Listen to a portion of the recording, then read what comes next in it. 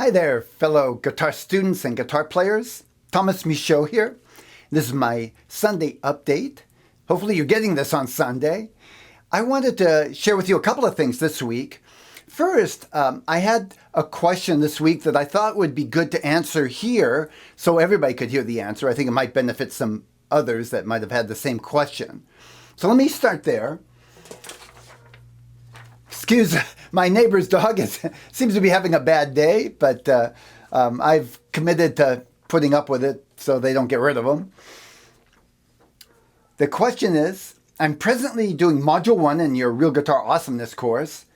I've learned somewhere that for the G chord, you strum all the strings, for the D chord, the first 4 strings, and for the A chord, the first 5 strings. You don't mention this in your lessons. Why not? And how about the rest of the chords? So let me start with why I don't mention it. That's not totally true. I do mention it, but I'm light on it. You see, when you're learning guitar chords, there's a lot of things you got to pay attention to. So let me grab my guitar. With a D chord, of course, the main thing is getting the fingers in the right place and getting each of the fingers so that they sound clear next to the frets.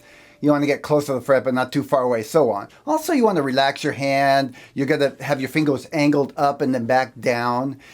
Now, if you put your attention too on how many strings that you're hitting, it just adds an unnecessary complexity. I usually say, hey, aim for the first 4 strings on the D chord, but really not that important right now. That's something you can refine later as you progress. Same with the A chord. Yeah, aim for the first 5 strings, but don't put a lot of attention there. Pay more attention to getting the fingers in the right place, relaxing your hand, and good hand position. Now, the second reason is, what I don't say in the beginning, course, the beginning levels, is that actually, even though a general rule is to go for the first 4 strings, that's not exactly accurate. You see, the D note here is the bass note of the D chord, but the A note, the 5th string, is actually a part of that chord too.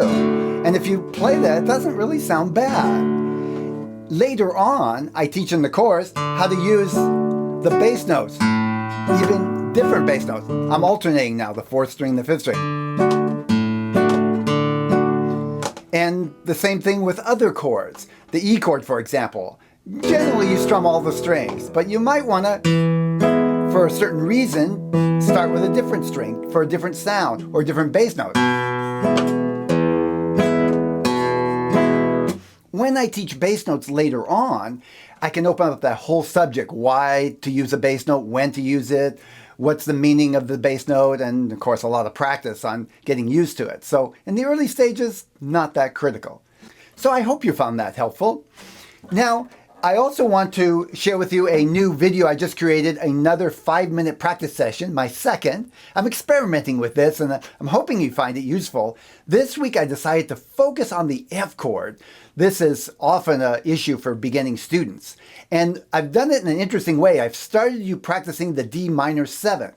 You see, it's very much like the F chord, only without the 3rd finger. And once you get that chord, it's much easier to add the 3rd finger. I'm doing the partial F after the D minor 7. I'll deal with the bar chord F in a later video. So, thanks for sharing the video. Thanks for putting up with, I call him Chucky, that's not really his name. Hope you have a great week. See you later.